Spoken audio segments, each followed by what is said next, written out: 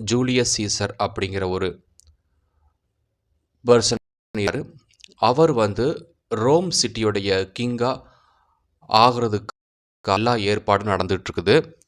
ஆனால் அவர் வந்து ரொம்ப டிக்டேட்டராக இருக்கார், ஒரு சர்வாதிகாரியாக இருக்கிறாரு, மக்களை வந்து அடிமைப்படுத்தி ரொம்ப கொடுமைப்படுத்துகிறாரு. பதவி ஆசைக்காக தான் இந்த ரோம் சிட்டியோடைய கிங் ஆகுறாரு அப்படின்னு சில பேச்சு வந்து அங்கே பரவலாக பேசப்பட்டது. அது யாராருக்கு இடையில அப்படின்னா காசியஸ், காஸ்கா அண்டு ப்ரூட்டஸ். மற்ற எல்லாருமே சீசரை வந்து ரொம்ப ப்ரேஸ் பண்ணாங்க. எல்லாருக்குமே சீசரை பிடிக்கும், சீசர் எப்படியாவது கிங் ஆகணும் அப்படின்னு. ஸோ அப்படி தான் வந்து ஜூலியஸ் சீசரோட லைஃப் இருந்தது. அவர் எந்த கண்ட்ரிக்கு போனாலும், எந்த நகரத்துக்கு போனாலும் அங்கே போர் செய்யும்போது கண்டிப்பாக வெற்றியோடு தான் திரும்ப வருவார். அந்த மாதிரி இருக்கும்போது தான் அவர் வந்து ரோம் சிட்டியோடைய கிங் ஆகிறதுக்காக மார்ச் 14ஆம் தேதி ஒரு பெரிய விழா நடக்குது. அந்த விழாவில் தான் வந்து சீசரை வந்து கொலை பண்ணுறதுக்காக திட்டம்லாம் தீட்டி கொண்டு இருக்கிறாங்க. சீசர் அந்த நாள் அன்னைக்கு, அதாவது மார்ச் 15 அன்னைக்கு அந்த ரோம் சிட்டியுடைய கிங் ஆகிறதுக்காக ஒரு பெரிய விழா நடக்குது. அந்த விழாவில் அவர் கலந்துக்க போகிறாரு. அந்த நாள் அன்னைக்கு தான் சீசரை வந்து கொலை பண்ணுறாங்க. காஸ்கா, காசியஸ் அண்டு ப்ரூட்டஸ், இந்த 3 பேருமே. இந்த 3 பேரில் ப்ரூட்டஸ் வந்து சீசருடைய பெஸ்ட் ஃப்ரெண்டு. சீசருக்கு வந்து ஒரு பெஸ்ட் ஃப்ரெண்டு இருக்கிறான் அப்படின்னா அது ப்ரூட்டஸ். ஆனால் ப்ரூட்டஸ் தான் சீசரை வந்து கொலை பண்ணிட்டான். கொலை பண்ணும்போது சீசர் பார்க்குறாரு, தன்னை வந்து என்னுடைய பெஸ்ட் ஃப்ரெண்டே கொண்டுட்டானா அப்படின்னு நினச்சிட்டு ரொம்ப ஸ்டன் ஆகிட்டார். அதற்கப்புறம் இறந்து போயிடுவார். ஸோ இறந்து போனதுக்கப்புறம் மக்கள் எல்லாருமே ப்ரூட்டஸை வந்து ரொம்ப தப்பாக நினைக்கிறாங்க.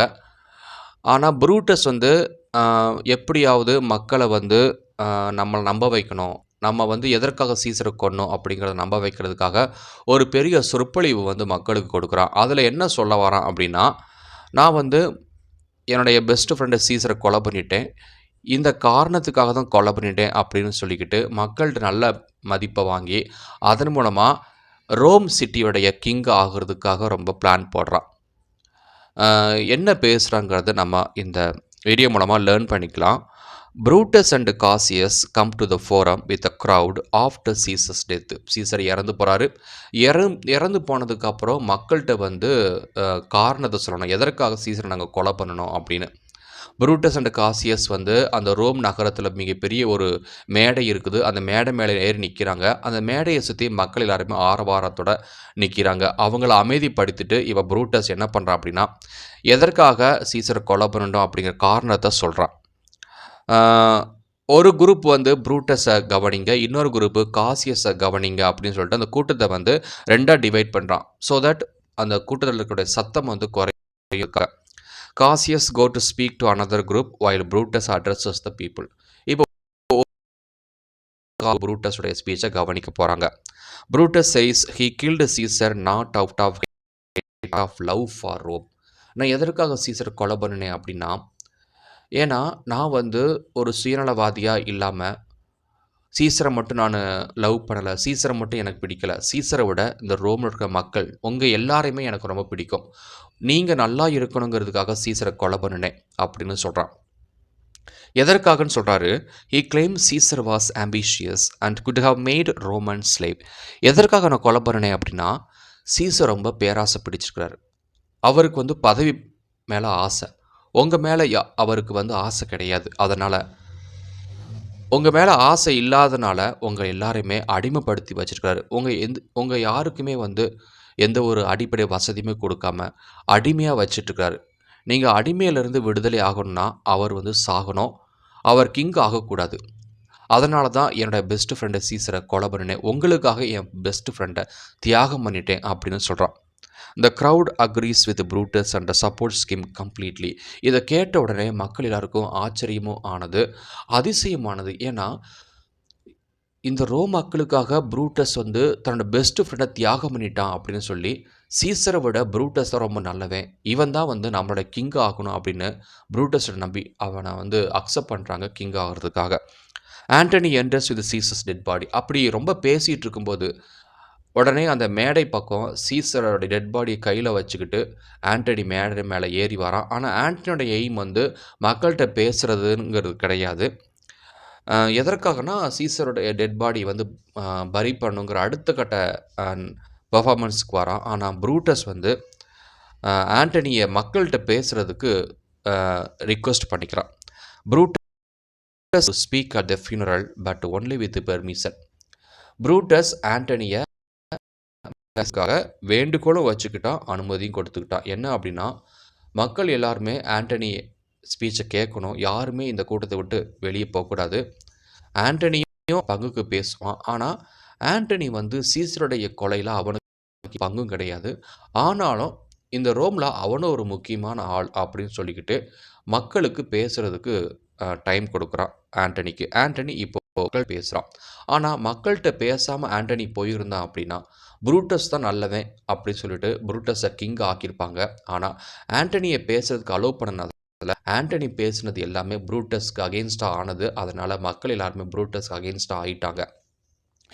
Antony begins by saying he has come to bury Caesar not to praise him. Antony பேசுகிறது ஆரம்பத்தில் என்ன சொன்னான் அப்படின்னா, நான் இங்கே வந்து சீசருடைய உடம்பை நான் புதைக்கிறதுக்காக தான் வந்திருக்கேனே தவிர அவரை பற்றி புகழ்ந்து பேசுறதுக்காக வரலன்னு சொல்லிட்டு ஐரனிக்கலாக பேசுகிறான். ஆனால் பேச்சில் எல்லாமே ஆண்டனியை புகழ்ந்து தான் பேசுவானே தவிர பரி பண்ணுறதெல்லாம் கடைசியாக தான் பண்ணுவான். He repeatedly calls Brutus an honorable man but uses irony. So பேசிகிட்டு இருக்கும்போது அதிகமாக என்ன பண்ணுவான் அப்படின்னா, ப்ரூட்டஸ் வந்து ஆனரபிள் மேன் சொல்லிகிட்டே இருப்பான். ஆனரபிள் மேனா நேர்மையானவன் அப்படின்னு அர்த்தம். ஒரு மரியாதைக்குரியவன், மதிப்புக்குரியவன் அர்த்தம். ஆனால் அவன் செஞ்ச செயல் வந்து ஒரு கொலை. அப்படி இருக்கும்போது ப்ரூட்டஸ் எப்படி ஒரு ஆனரபிள் மேனாக இருப்பான் அப்படின்னா அது வந்து நல்லது கிடையாது. வேண்டுமென்னே ஆண்டனி வந்து ப்ரூட்டஸை பற்றி ஆனரபிள் மேன் சொல்லிட்டே இருக்கும்போது மக்கள் என்ன நினைப்பாங்கன்னா, இவனா ஆனரபிள் மேன், இவன் வந்து ஒரு கொலைகாரன் அப்படின்னு நினைக்கிறதுக்காக வேண்டுமென்னே அவன் ப்ரூட்டஸ் வந்து மரியாதை கொடுக்குற மாதிரி பேசுவான். ஏன்னா ப்ரூட்டஸ்னால தான் ஆண்டனி இந்த மேடை மேலே ஏறி மக்கள்கிட்ட பேசுகிறான். அதற்காக வந்து அவனுக்கு நன்றி விசுவாசமாக இருக்கணுங்கிறதுக்காக சொல்லுவான். ஆனால் ப்ரூட்டஸுடைய உண்மையான குணத்தை வந்து இன்டைரக்டாக மக்கள்கிட்ட தெரியப்படுத்துவான். Antony reminds people that Caesar helped Rome and cared for the poor. பேசிகிட்டு இருக்கும்போது திடீர்னு ஆண்டனி சொல்கிறான், சீசர் இன்றைக்கி நம்மகிட்ட கிடையாது, ஆனால் சீசர் உங்களுக்காக அழுதுகிட்டே இருப்பார். நீங்கள் எல்லாருமே நல்லா இருக்கணுங்கிறதுக்காக நிறைய உதவிகள் உங்களுக்காக பண்ணியிருக்காரு. எப்போல்லாம் உங்களுக்கு கஷ்டம் இருக்கோ அப்போல்லாம் அழுதுருக்காரு. ஸோ ஏழைகளுக்காக சீசர் ரொம்ப அழுதார், வருத்தப்பட்டார், உங்களுக்காக நிறைய உதவிகள் செய்ய காத்திருந்தார். ஆனால் அவர் இன்னைக்கு கொலை செய்யப்பட்டார் அப்படின்னு சொல்கிறார். He calls how Caesar refuse the crown. மேலும் என்ன சொல்கிறான் அப்படின்னா, லுப்பர் ஃபெஸ்டிவல் ஒரு ஃபெஸ்டிவல் இருக்குது. அந்த சமயத்தில் ஆண்டனி வந்து சீசர் வந்து கிங் ஆகிறதுக்காக அந்த தலையில் மாட்டக்கூடிய கிரீடத்தை வந்து சீசர்கிட்ட கொடுக்குறான். ஆனால் சீசர் வந்து 3 தடவை ஆண்டனி கொடுக்குறான். அந்த 3 முறையும் அதை அக்செப்ட் பண்ணலை. எனக்கு வந்து இந்த ரோமோட கிங்கு ஆகிறதுக்கு எனக்கு ஆசை கிடையாது அப்படின்னு சொல்கிறான். எப்போதுமே வந்து இதில் வந்து ஒன் ஆஃப் த ஒரு ரூலர்ஸாக இருப்பேன், ஆனால் நான் வந்து கிங் ஆக மாட்டேன், மக்களுக்கு நிறைய சேவை செஞ்சுட்டே இருப்பேங்கிறத சீசர் சொல்லியிருக்கார்.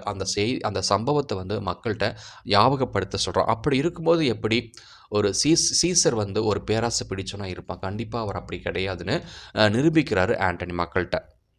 The crowd becomes emotional and turns against the conspirators. இதை கேட்ட உடனே மக்கள் எல்லாருக்குமே சீசர் இந்த அளவுக்கு நல்லவரா, அநியாயமாக அவர் கொலை செஞ்சப்பட்டார் அப்படின்னு நினச்சி எல்லாருமே அழுகுறாங்க, வேதனைப்படுறாங்க. அப்போ திடீர்னு அப்படி பண்ணிகிட்டு இருக்கும்போது ப்ரூட்டஸ் மேலே எல்லாருமே கோபம் வருது. ஏன்னா ப்ரூட்டஸு, காஸ்கா அந்த 3 பேரும் அநியாயமாக சீசரை கொண்டுட்டாங்கன்னு நினச்சிட்டு அவங்க 3 பேர் மேலே மக்களுக்கு ரொம்ப கோபம் வருது. ஆண்டனி ரீட் சீசஸ் will revealing gifts of money and public parks for the people. அதுக்கப்புறம் ஆண்டனி மக்கள்கிட்ட வந்து சீசர் எழுதின உயிலை வந்து மக்கள்கிட்ட காட்டுறான். அதில் என்ன எழுதியிருக்கு அப்படின்னா, இந்த ரோமில் இருக்கிற ஒவ்வொரு மக்களுக்கும் வந்து 75 சில்வர் காயின் கொடுக்கப்படும். அந்த காலத்து சில்வர் காயின்கிறது ரொம்ப மதிப்பானது. மேலும் அதாவது சீசர் பேரில் இருக்கக்கூடிய நிலங்கள், தோட்டங்கள் எல்லாம் மக்களுக்காக தான், மக்கள் பயன்பாட்டுக்காக தன்னுடைய சொத்தை வந்து எழுதி கொடுத்துக்கார் அந்த உயிலில் அப்படின்னு சொல்லிட்டு அந்த உயிலை வந்து மக்கள்கிட்ட காட்டுறான். அந்த சிட்டிசன்ஸ் அதுக்கப்புறம் அதை உயில் கண்டென்ட்டை படித்து பார்த்ததுக்கப்புறம் மக்களுக்கு வந்து ப்ரூட்டஸு, காசியஸ் மேலே பயங்கர கோபம் வருது. த சிட்டிசன்ஸ் ராயட், அங்கே மிகப்பெரிய கலவரமே வருது. Brutus and Cassius flee Rome. ஆனால் மக்கள் எல்லாருமே இவங்களுக்கு எதிரா திரும்பினத நெனச்சுக்கிட்டு காசியஸ், ப்ரூட்டஸ் இந்த 2 பேருமே ரோம் நகரத்த விட்டு தப்பிச்சு ஓட பார்க்குறாங்க. ஏன்னா, மக்கள்ட்ட மாட்டிட்டாங்கன்னா, மக்கள் இவங்க 2 பேரையும் கொன்றுவாங்க அப்படின்னு ரோம் நகரத்த விட்டு ஓட போறாங்க. இப்ப தெரிஞ்சிருச்சு ப்ரூட்டஸு, காசியஸ் 2 பேருமே கொலைகாரங்க. இவங்க தான் பதவி பேராசை பிடிச்சுட்டு நல்ல மனிதர் சீசர கொலை பண்ணிட்டாங்க அப்படின்னு. அதனால 2 பேருமே அலர்ட் ஆகி ரோம் நகரத்த விட்டு வெளிய ஓடுறாங்க. And Antony knows Gaius has begun. இப்போ ஆண்டனி தெரிஞ்சிருச்சு, ஓகே நம்ம ஸ்பீச் மூலமாக மக்களை வந்து என்ன பண்ணிட்டோம் அப்படின்னா ப்ரூட்டஸ் காசியருடைய உண்மையான குணத்தை காட்டிட்டோம். இனிமே இந்த 2 பேருமே தப்பிக்க முடியாத மக்கள்கிட்ட இருந்து அப்படின்னு நினச்சிட்டாங்க. இந்த செய்தி வந்து சீசருடைய மகன் ஆக்டேவிய சீசர் தெரிய வருது. ஆக்டேவிய சீசரும் ரோம் நகரத்துக்கு வரான். அதுக்கப்புறம் எல்லாருமே பழையபடி சந்தோஷமாக மக்கள் வாழ ஆரம்பிக்கிறாங்க.